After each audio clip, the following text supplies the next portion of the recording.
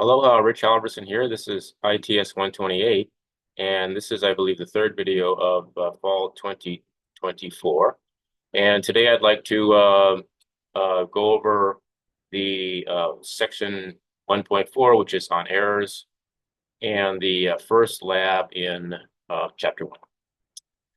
So let me share my screen.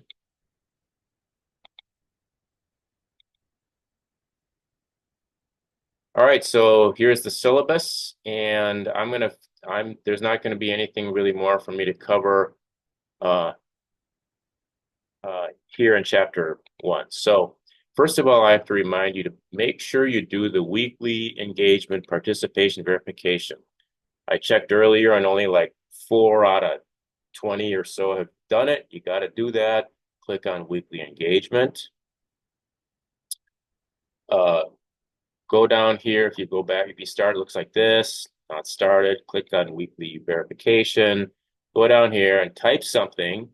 Please briefly summarize what you learned about the academic material in the course during the first week of class. And I'm going to say, sorry, I've been busy with my other classes, my children, my spouse, but I will get to it soon. Okay, how's that? Perfect response. Click proceed, submit. Boom, assignment's done. So now let's go to the zyBooks textbook. And in the last video, I covered very clearly, I'm not going to be covering these for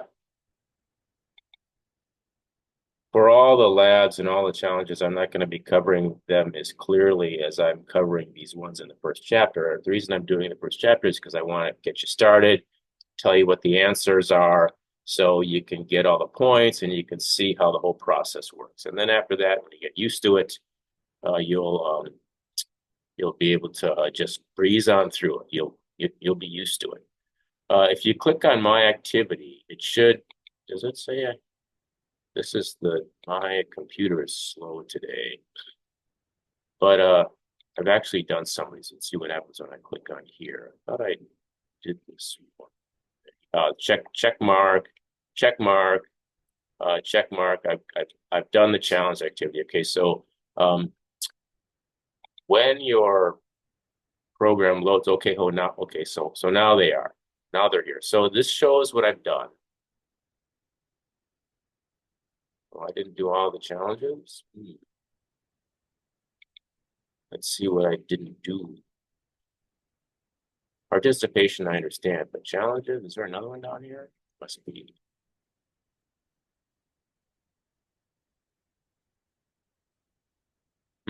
Oh, I did. Okay, I did 1 second and the third one, just so we stay on track here.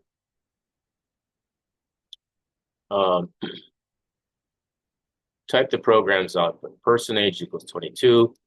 Bob's age is, so first that gets printed. Bob is colon, and then a space because there's a comma there, and then the value for person age, which is 22, and then it's the print statement. So there's an enter key. And I got the points. Very good. Okay, so let's go to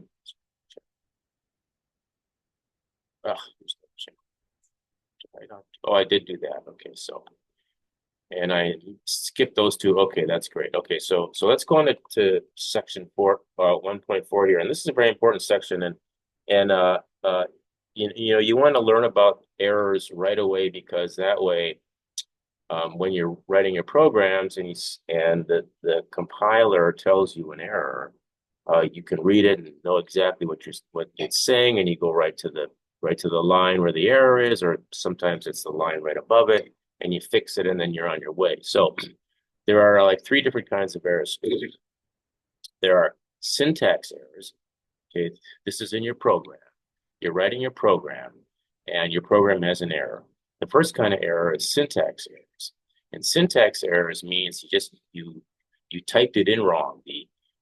It's the syntax of Python. You aren't following the proper syntax of Python. This is an example of a syntax error. Here you tried to you had a valid Python statement, and then you didn't have an entry key. You just had it followed by another valid Python statement, but that doesn't work because Python statements have to be one per line. And so what this says is that there's a problem with line 7, and that's 1, 2, 3, 4, 5, 6, 7, and it starts with this thing here. That's where the error is. So anyway, that's a pretty good hint. So find the syntax errors. Okay, so assume that this value has been set. And so if you do this, print numdogs, there should be no error. Oh, there's a period there. Okay, so that's why I just go like this, and now I got the points. This one looks good. Oh, no, there should be a comma there. There should be a comma. So, missing comma. How about this one? This is a single quote, and this is a double quote. Well, that's wrong. It's got to be consistent. It's got to be either both single quotes or both double quotes. So, oh, I clicked the wrong one. Yes, there's an error there, and the quotes are mismatched.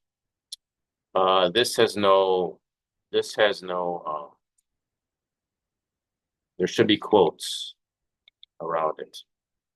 This cannot be a variable because then it would be really wrong because there'd be this exclamation point there for no reason. But anyway, so yes, there's an error here. I think there's probably an error here. And this one, I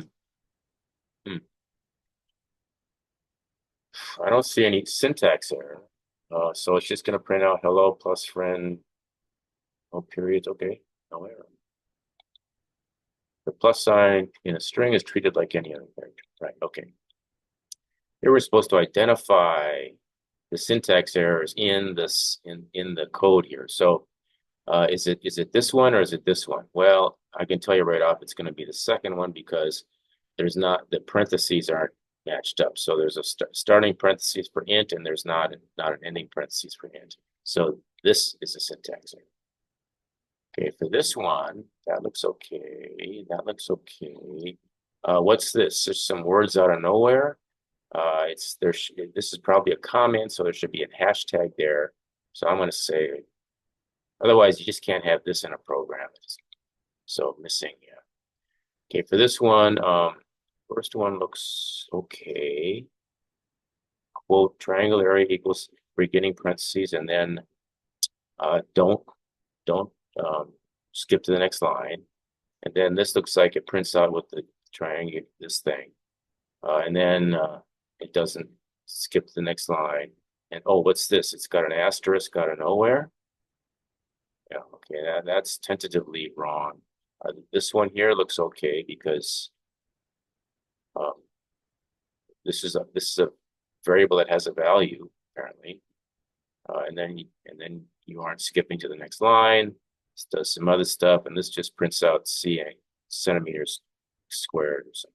Okay, so I guess this one it's this one. All right, good. Okay, so good coding practice is to just write a few, and the way to keep your program syntax free, especially when you're starting out and the syntax doesn't really come natural for you. You're still getting used to it and still, getting ingrained into your rote memory. So just type a few lines at a time and then run the program. So your program is always in a state of where it's runnable, but it just doesn't do all the stuff that it's going to eventually do.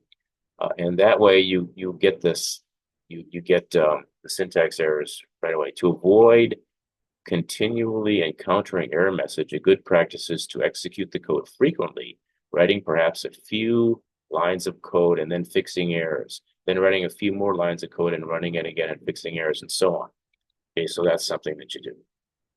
This probably is an animation of that.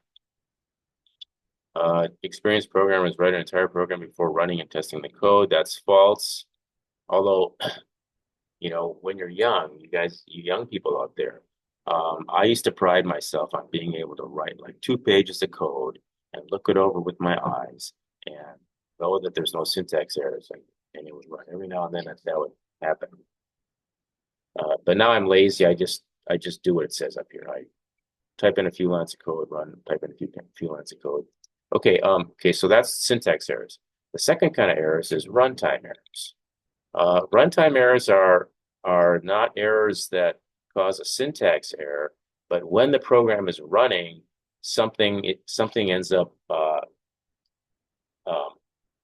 an error occurs. Okay, so here's an example. This is a program which first asks, it first outputs a guy's salary. So it outputs this. That's what this is. And then it says enter an integer. Okay, enter an integer. Prints this out. And then it tries to read in an integer. It takes the input, whatever the guy types in, tries to convert it into an integer, stores the value there, and prints it out. Well, what happens is whoever is running this program types Henry instead of some integer value. And then there's bing, it's an error. The error is in standard in, which is the standard input, which is the keyboard here. That's how this got in there.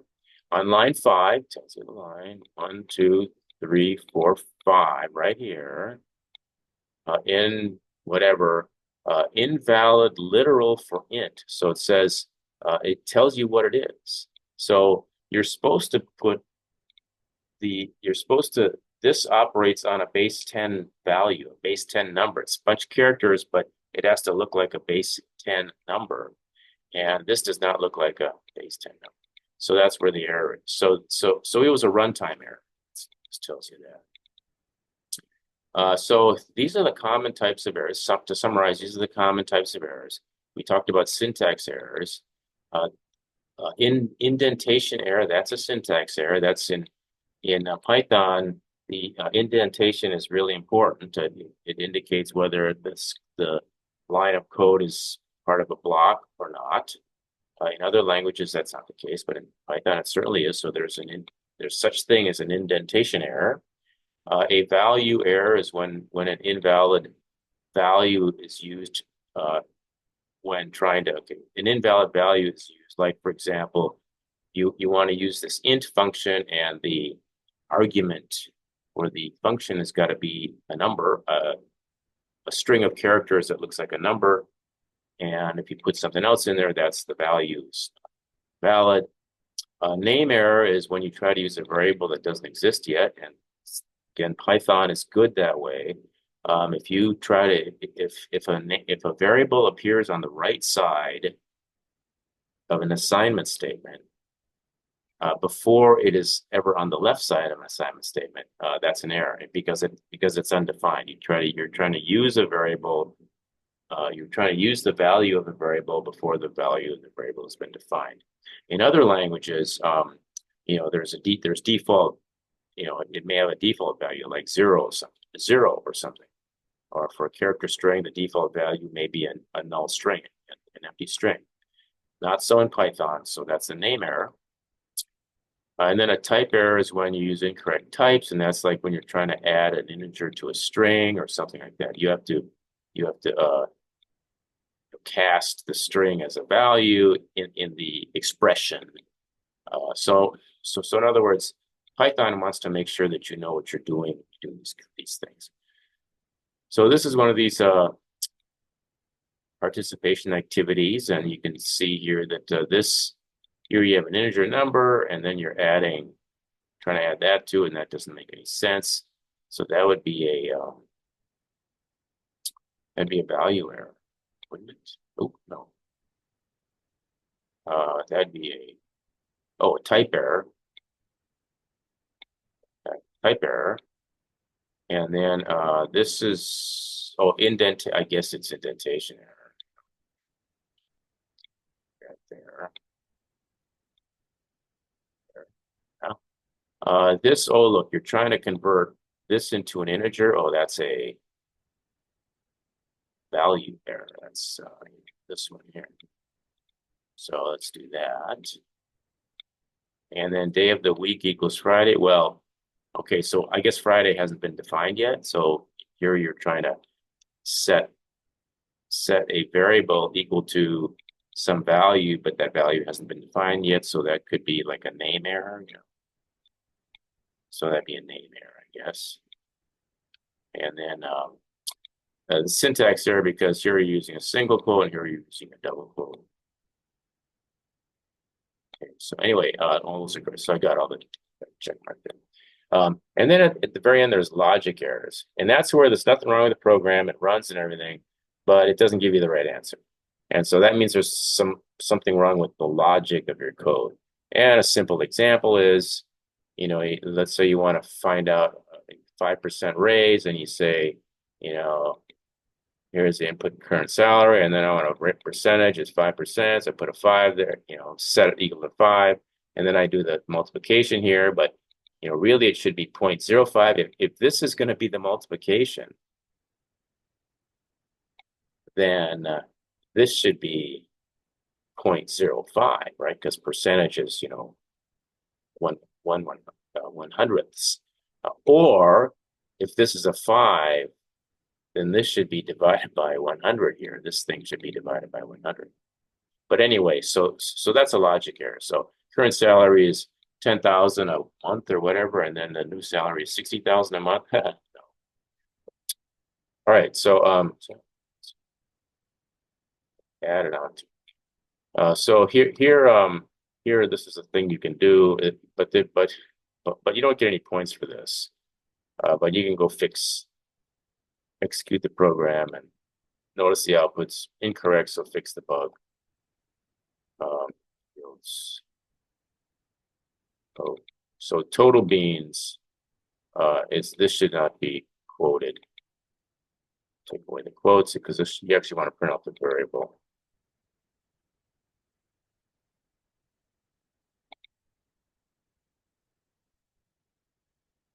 Yeah, so okay. And this is a little history of why they call it a bug, because back in 1947, Grace Hopper, you may remember her, she was a COBOL programmer back then, I guess. I'm confusing her with somebody else. But anyway, there was back then they didn't have transistors and they had tubes, yeah, but switching, anyway, to make a switching circuit, a relay is a switching circuit. So they had this mechanical computer. Of course, it was much slower than today's computers, but still faster than a human. It's like relays, and there was a moth stuck in one of the relays, so it wasn't working. And so there was a bug in the computer. So, all right, so let's find the syntax or retype the statements correcting the syntax in each of the print statements. Yeah, so copy this and put it down here. Just repeat this. Paste. All right, so this one, it's okay. So let me run it right now. It's going to tell me.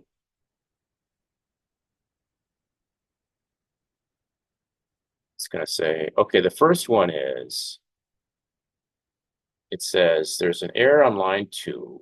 This is line 2, and it's right here. Okay, so it's interesting that they point out this one instead of this one, but the idea is that the quotes are wrong. So if we change this to a double quote, that would work, or we could change the double quote to a single quote. But anyway, now let's run it. Line 3, this is print statement. This is like, what the heck? Like, what the heck is this about? So invalid syntax, perhaps you forgot a comma. I don't know. I see it like if you were to put a comma here, then it would be interpreting this as a variable name. But then you would get a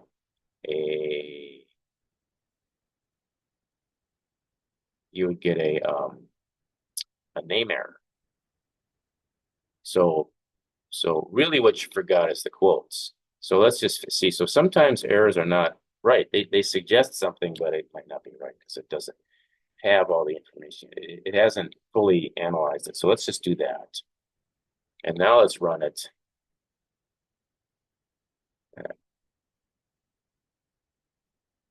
Oh, okay. The problem is, okay, this whole thing, perhaps you forgot a comma. Ah, this time it was that we forgot a comma. We should put a comma here.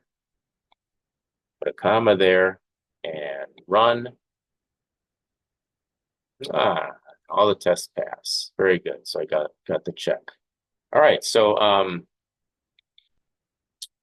So you can go on here and do these participation activities. Make sure you do.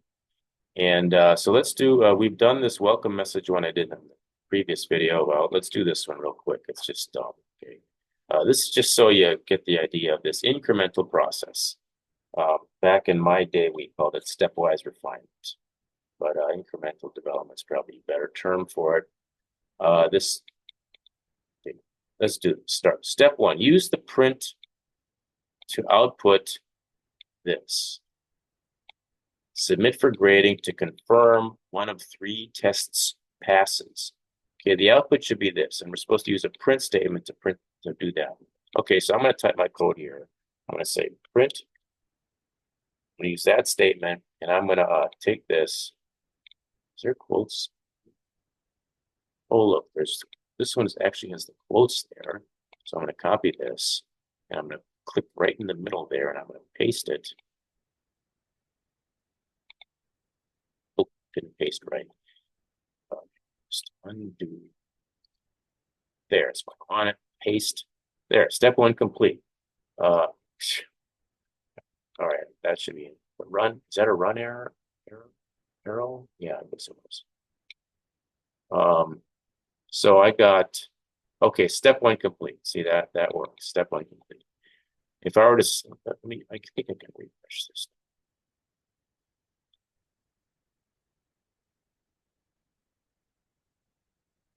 Ah, okay.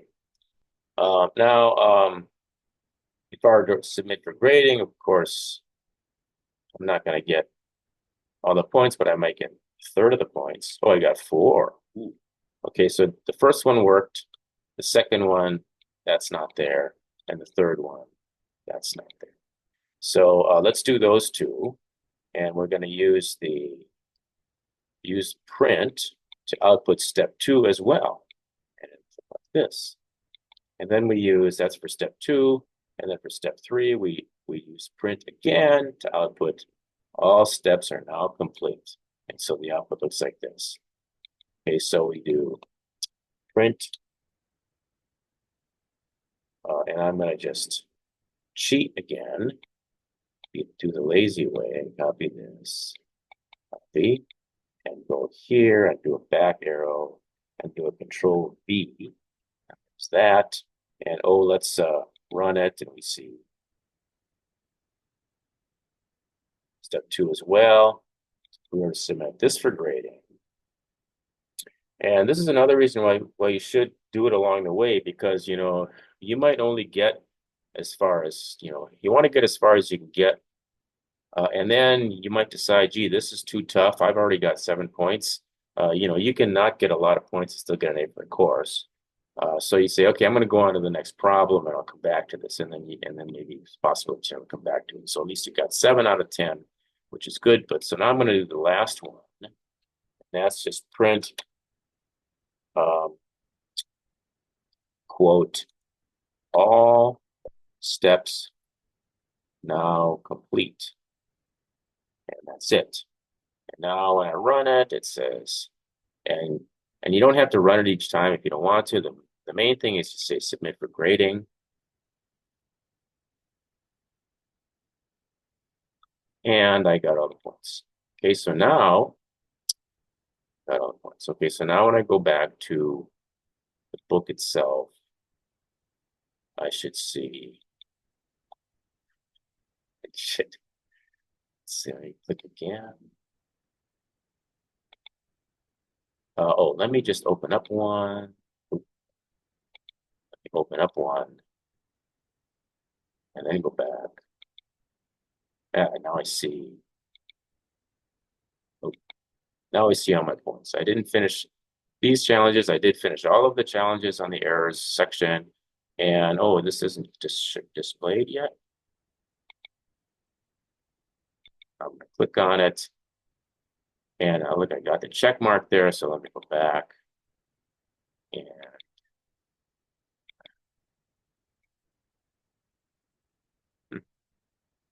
well, anyway. Uh,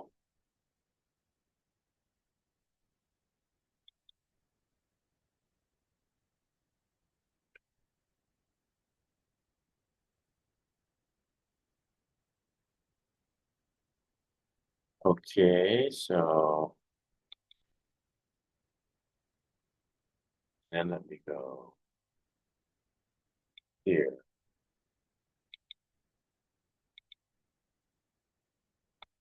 Well, all right, so I'm going to prove to myself that it's actually in the thing. So let me hold on. All right, it was a little slow. I got now I see 100% on both, and my status there on the challenge activities. And so what I have right now, I've done all of the assessments in chapter one, except for the participation activities. And those are just there for you to click through. Make sure you go in and do your participation verification in weekly engagement. And September 2nd is tomorrow, so which is Monday night. So they're due. So this is all due Monday night. And so Tuesday I will upload the grades to the Gradebook Classic. And so chapter one will be there. And if you've done them, then you'll have scores here. If you haven't done them, then they will show as zeros. But don't worry, when you do them, the next week when I do the grades, when I upload the grades, your score will appear then. And so this is just this these deadlines are really more when they will turn into zeros in the grade book. But they can still, of course, you can still change them to to the full grade after you complete them. All right, so this concludes video number 3, and hope this helps. Thanks for watching.